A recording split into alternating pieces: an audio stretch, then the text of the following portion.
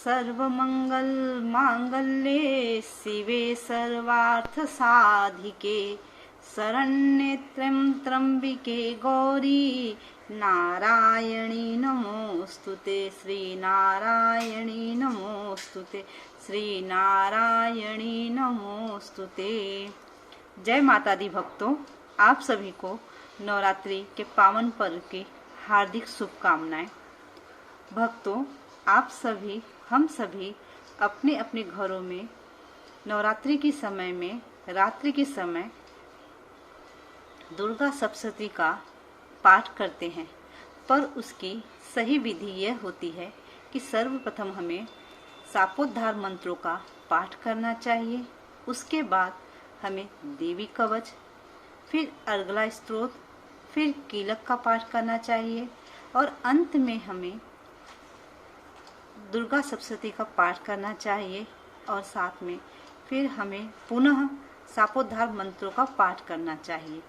अगर आप इस विधि से पाठ करते हैं तो आपको दुर्गा सप्तशती के पाठ का पूर्ण फल मिलता है। मित्रों, भक्तों, मैं आज अपने इस वीडियो में आपके साथ देवी कवच शेयर करने जा रही हूँ। भक्तों, मैंने अभी कुछ देर पहले ही बोला कि आपको शापोद्धार मंत्र होते हैं जो स्टार्ट में रीड करना होता है, एंड में। देखिए यहाँ पे क्या होता है ना, शापोद्धार मंत्र 3 टाइप के होते हैं, 3 अलग अलग दिए गए हैं। तो जिसकी मैंने बात की, जिस मंत्र की, वो स्टार्ट में भी पाठ करना होता है, अंत में भी, और बाकी जो 2 अलग टाइप के मंत्र हैं उनको सिर्फ स्टार्ट में पाठ करना होता है, अंत में नहीं। तो मैं आपके साथ अगले वीडियो में वो मंत्र भी शेयर करूंगी, तो सारा कॉन्सेप्ट आप लोग को क्लियर हो जाएगा। अभी मैं आपके साथ देवी कवच का पाठ करने जा रही हूँ, वो भी हिंदी में, क्योंकि बहुत सारे भक्तों को संस्कृत समझ में भी नहीं आती है और रीड करने भी नहीं आती है। तो क्यों ना हम हिंदी में पाठ करें, जहाँ हम माता से ज़्यादा जुड़ सकते हैं। चलिए सरल भाषा में, हिंदी भाषा में पाठ स्टार्ट करते हैं। एक बार सभी प्रेम से बोलेंगे, श्री अम्बे मात की जय, जोता वाली माता की जय, साचे दरबार की जय। देवी कवच।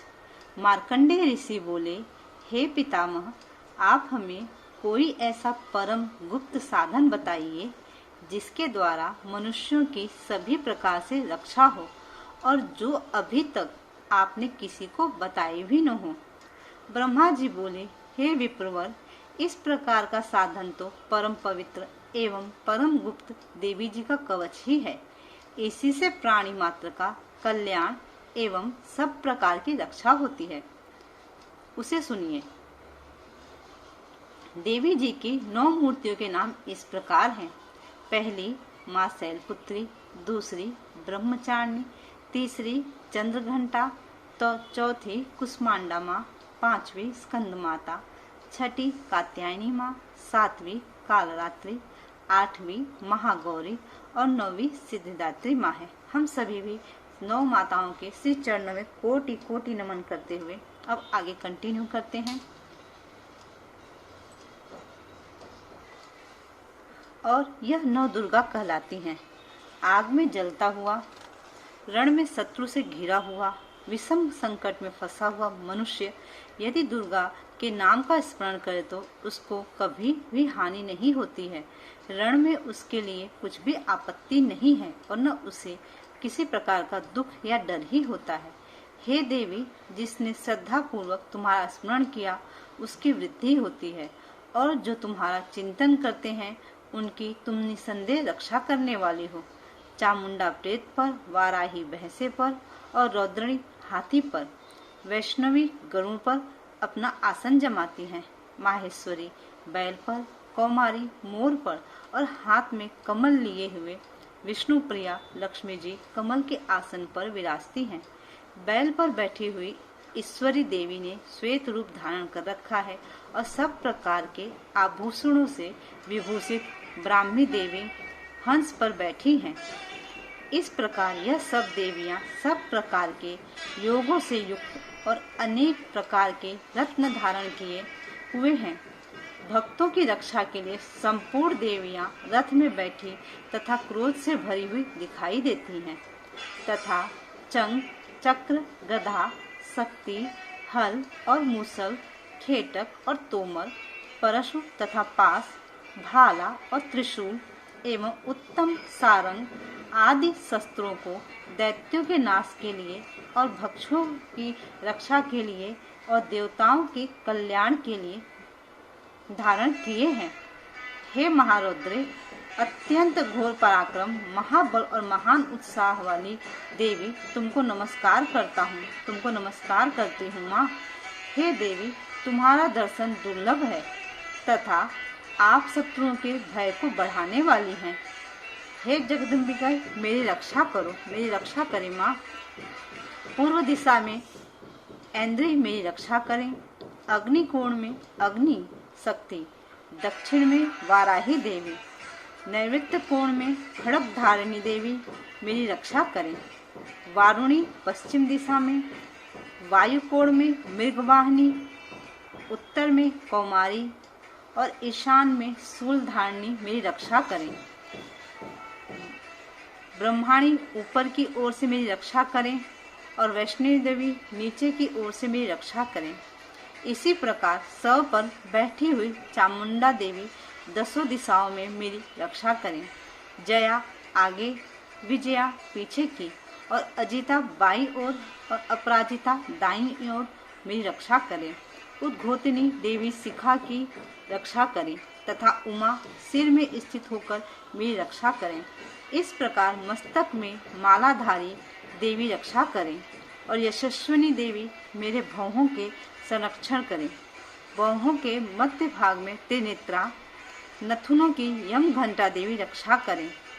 नेत्रों के मध्य में सांखनी देवी और द्वारवासिनी देवी कानों की रक्षा करें।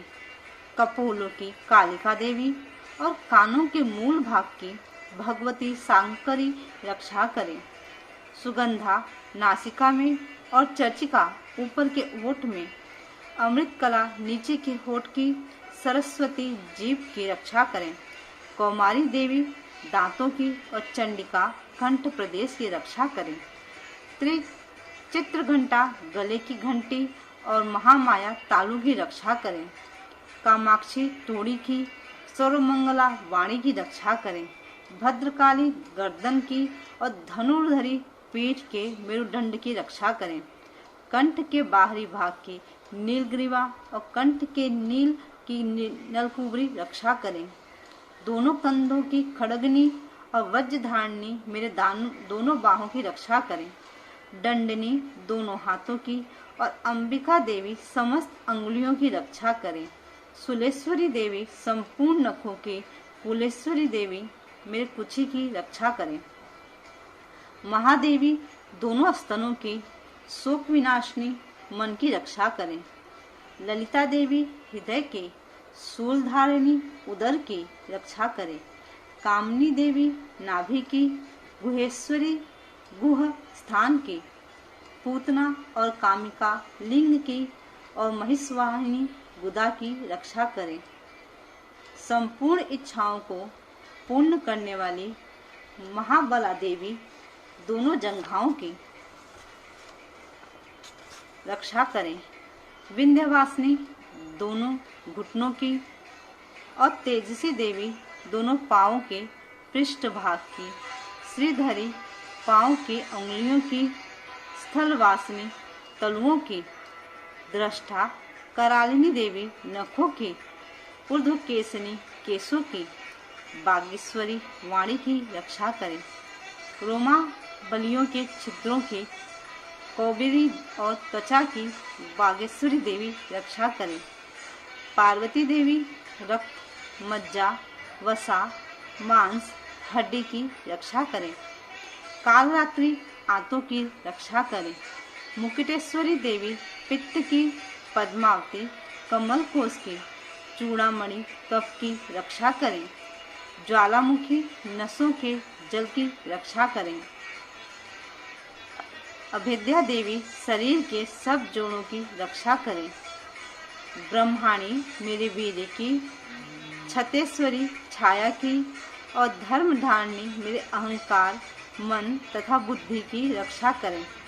प्राण, अपान, समान, उदान और व्यान की वज्रहस्ता देवी रक्षा करें। कल्याण शोभना मेरे प्राण की रक्षा करें। रस, रूप, गंध, शब्द और स्पर्श इन विषयों का अनुभव करते समय योगिनी देवी मेरी रक्षा करें तथा मेरे सत्वगुण, रजोगुण, तमोगुण की रक्षा नारायणी देवी करें। आयु की रक्षा वाराही देवी करें। वैष्णवी धर्म की तथा चक्रणी देवी मेरी यश, कीर्ति, लक्ष्मी, धन, विद्या की रक्षा करें। इंद्राणी मेरे शरीर की रक्षा करें। और हे चंडिके, आप मेरे पशुओं की रक्षा करिए। महालक्ष्मी मेरे पुत्रों की रक्षा करें और भैरवी पत्नी की रक्षा करें। मेरे पति की सुपथा तथा माल की क्षमा करी देवी रक्षा करें।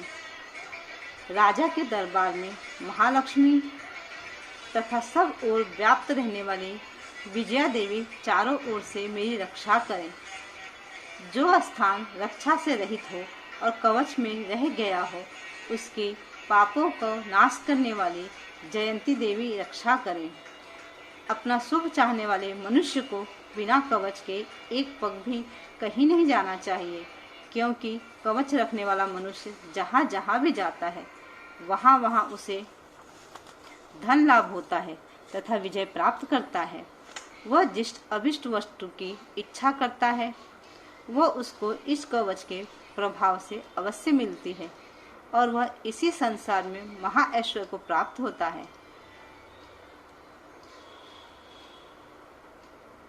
कवचधारी मनुष्य निर्भय होता है और वह तीनों लोकों में माननीय होता है।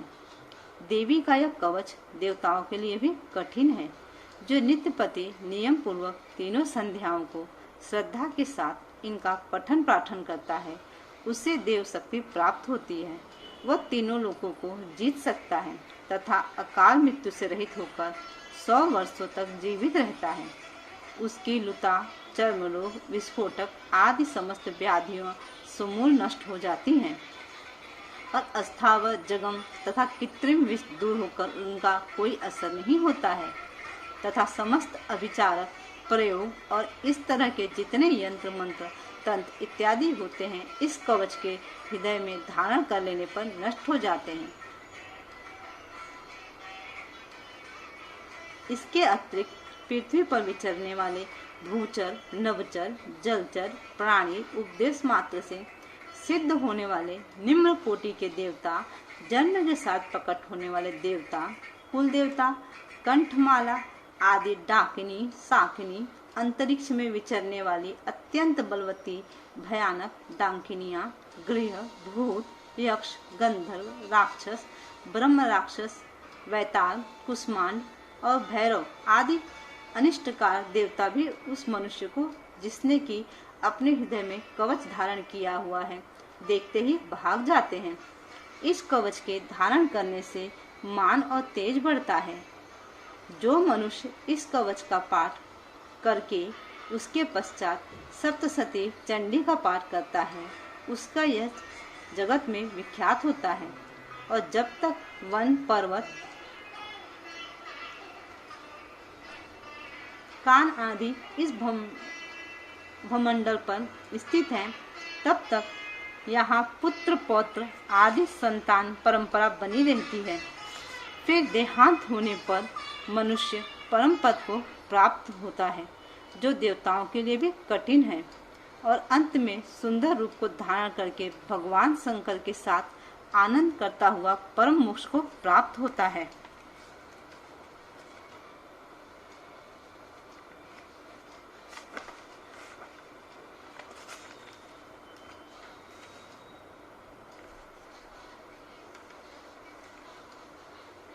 कवच का पाठ करने वाला सुंदर रूप को पाकर सदाशिव के साथ आनंद पाता है। फ्रेंड्स, ये था देवी कवच का पाठ। अब मैं आपको नेक्स्ट वीडियो में अगला स्तोत्र का पाठ भी सुनाऊंगी। आपसे मेरा अनुरोध है, यदि आपको कोई डिवोटी पता है जो नवरात्रि में माता के लिए व्रत करते हैं या पूजा पाठ करते हैं, माता की सेवा करते हैं, तो प्लीज़ आप उनके साथ ये वीडियो ज़रूर शेयर करें। पुलिस अम्बे मात की जय, शेरा वाली मैया की जय, साचे दरबार की जय।